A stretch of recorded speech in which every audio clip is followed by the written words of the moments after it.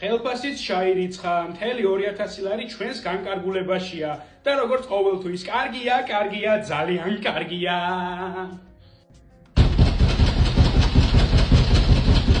უკომენტაროთ, შეგიძლიათ მობრძანდეთ. ეს ნახე რა, უსიტყვოდ შემომიშვათ, ხომ მშვიდობა გაქვს ჯიგარო. ნელ-ნელა ვცდილობ რომ შევეგუო ამ ყოველივეს და ამგვარი სტრატეგიით ნერვებიც მინარჩუნდება, ბრატ. კარგი, მაშინ რა გაეწყობა, ბარემ ჩამირიცხე ის 750 ლარი, თორე ამჯერად მთაში გაგიშვებ ხინკლის მომხვევად. არა, მადლობა, ხინკალი ძალიან მიყვარს, მაგრამ მირჩევნია ქალაქში დავრჩე და აქაური ხინკალი ვჭამო. ჩაგირიცხე და შეგიძლია გააჯო აქედან. დროზე! შენ ცოტა წესიერად მელაპარაკე, ბიჭო, თორე 900 ლარს გაგიხდი ბინის ქირას, ხო იცი, მიზეზები არ გამომელევა. ესე იგი, დაგვრჩა 1250 ლარი და ამდენი ვალია კიდე გადასახდელი და მობძანდით. როგორ ახარ ჩემო ძმაო, აბა რას გვეტყვი ახალს, როგორ გემსახურება ჩვენი ელექტროენერგია, გაზიც კარგი იქნება ალბათ, თბილი ბულიონი, ცხელი წყალი და რა ვიცი. კაი, ხო გეყოს ეხა თქვი რისი თქმაც გინდა, რისთვისაც მოხვედი და მერე შეგიძლია ახვიო აქედან, ხო გაიგე?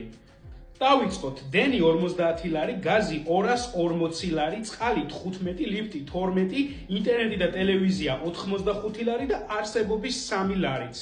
აბა ჩარიცხე ეხლა. მაიცა 85 ლარი რატო სულ 80 ლარს ვიხდი ხოლმე და ეხლა რა შეიცვალა ამჯერად? სპორტული არხები რო დაამატე, აბა რა გეგონა ჯიგარო, აქციაში მოყევი?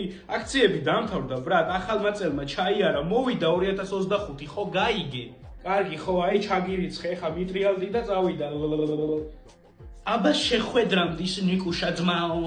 845 ლარიც არ არის ცუდი, საკაიფოდ დავიზოგე კომუნალურებზე. სამაგიეროდ განვადებები გაგინძრევს ძირფესუიან სიღრმისეულად და ხო მეც მომენატრე როგორ ახარ აბა რაშვები. აუ მიდი თქვი შენი სათქმელი და მერე მიხევი იმათ რა არ შემცა.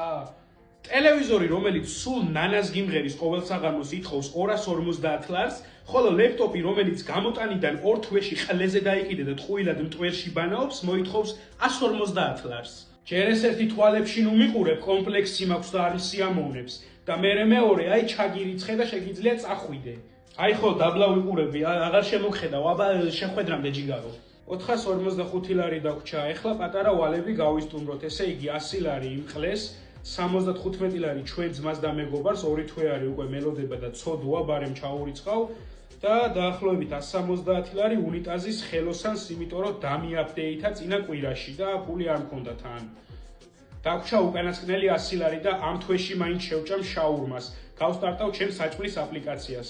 მოიცა ვირეკავენ.